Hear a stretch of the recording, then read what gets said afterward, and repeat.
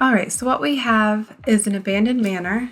I created this abandoned manor for a challenge that I did a couple months ago, and I wanted to renovate it to kind of see what it could be. So right now this is the exterior of the manor. It's pretty rough looking, and so we're gonna go ahead and get into fixing it up.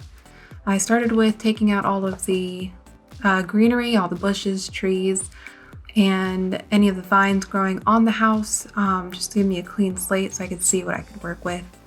I did that in the front and the back, and I also got rid of a lot of the like cracks in the walls or anything that really shouldn't have been on the walls, just to make it look a little nicer. I just used a sledgehammer tool to get rid of everything. It was kind of tricky because sometimes you accidentally click on something you don't want to delete, and then it's just like a whole process of just undoing what you did and redoing it. But still, it's a little annoying to do that, but it's the quickest way to get rid of stuff. So just sledgehammer everything that I didn't want. I kept the windows on the house, and I also kept the pool because I didn't want to get rid of those things. I wanted to work with them and work around them. So I did that, and then I started with the front of the house just to give myself a starting point.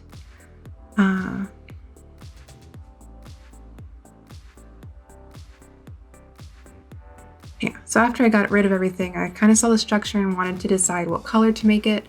I started off with a siding in this red color. It was really nice, it stood out. The windows looked like they needed to be updated, so I switched those to a white trim. I didn't change the windows, I just changed their color to all the windows. And I updated the trim around the wall and the trim around the base of the roof near the top, just to give it a more modern, updated look. And all the trim in the windows, I went with white, and then I went with a dark roof and like a cement color foundation.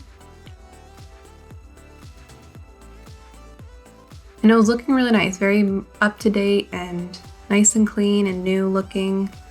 I widened the stairs a little bit just to give a little more room, and I switched those to brick. And so when I was looking at it, it kind of reminded me of a firehouse or a fire station, and I couldn't get that out of my head, so I decided to change the color because I was trying to go for a house or a manor type style and not a fire station. So I ended up going with a blue-gray brick color on the exterior, and it looked really nice with the white trim, and so it still looked very updated and new with the dark roofing and the white trim. So I really liked it.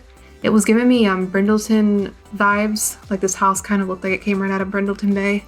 Probably mostly because the windows and all that are from the Cats and Dogs pack, but the colors sort of were giving me those vibes.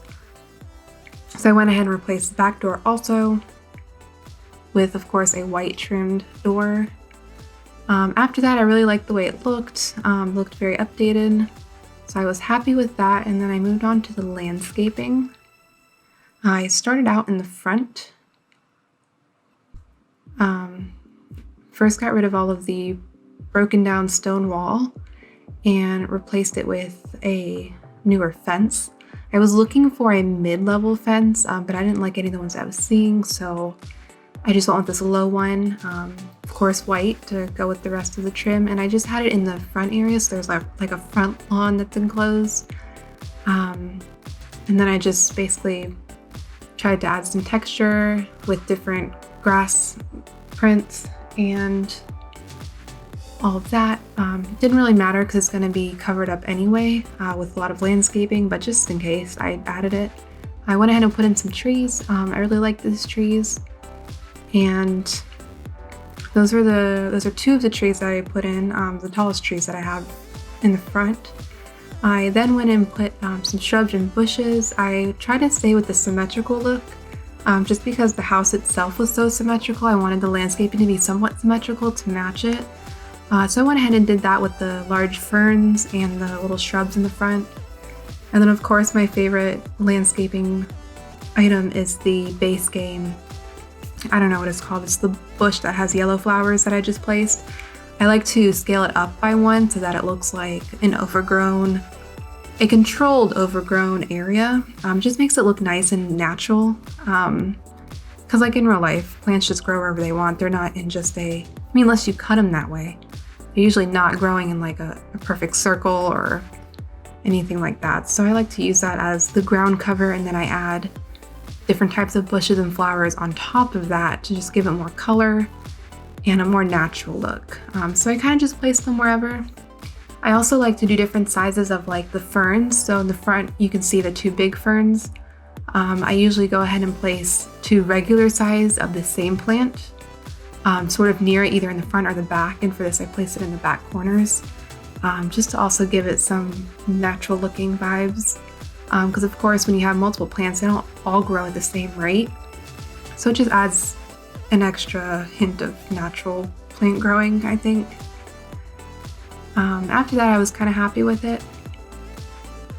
I just added a few more trees to hug the outside of the house, and I moved the big tree to the back because I didn't want it covering the front of the house. So I moved that back there, and then just placed some shrubs around the outside. Just because you can't place the fence all the way to the lot line. So just to fill in that space, I just put the regular shrubs there. And I really liked the look of it in the front. It looked very nice, very clean, but also very naturey. So it was good. So we moved on to the back. Of course, I kept the pool, just needed to update it. So I added a border around the whole pool instead of just on the one side, and I changed the trim to, of course, a white stone color, and I changed the color of the water, updated the ladder and the pool lights and filters to give it a nice new look. After that, I went and changed the stone. I went with an off-white beigey color for the backyard, and then over on this side I wanted to add a grilling / picnic area. So I went ahead and did that just with a picnic table and umbrella, and then just a simple grill. I tried to make a island grill where you have like counter space around it. I think in the patio pack they actually have a set that goes together like this, but I didn't have that pack, so I just sort of tried to make my own, and it came out okay. It's not the best, but it's different than just having a grill there, so I just went with it. I also added this taller fence in the back just because there is a pool, so you kind of want that privacy back there, so it is a bit taller than the front fence. Which I think worked pretty well because it just gives a more cozy feeling. I ended up moving the grill into a diagonal corner area just to kind of make it seem more included with the picnic table, and try to rework the counters to make it look perfect. I actually didn't play test this, so I'm not sure if the grill actually works. It should. There isn't a reason why it shouldn't work because it wasn't obstructed by anything, so it should work, and if it doesn't, you probably just move the grill out a little bit more. Not a huge deal to just edit it a little bit. I also wanted to put a little bit of cover over the top, but obviously having an umbrella or something like that is kind of like a fire hazard. Not that it matters in the game, but just for like real life aesthetics, I guess. So I went and I remembered that the island living had a pergola, so I went and found that. I really liked how it looked, and of course I changed it to a white color to match the trim of the house and the fencing. And so the area was looking really nice. I really liked how that came out. Added a few pool furniture over on the other side. Changed the flooring over here. I didn't want it to be all of the stone tile because I felt that was too much stone tile. So what I did was I just used one of the spray paint landscaping tools and chose one of the stones there. Did a little bit of landscaping in the corner, using different sizes of that one base game bush, just to sort of have it taper out towards the corners to give it a more natural look, as if it's like growing vines down the wall or down the fence. So I did that, and then I also like to take single plants and bunch them together to make them look more natural. Sometimes it works, sometimes it doesn't. Just gotta kind of try it out. So I have the landscaping in both of the corners there,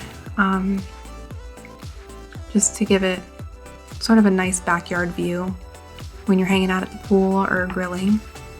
The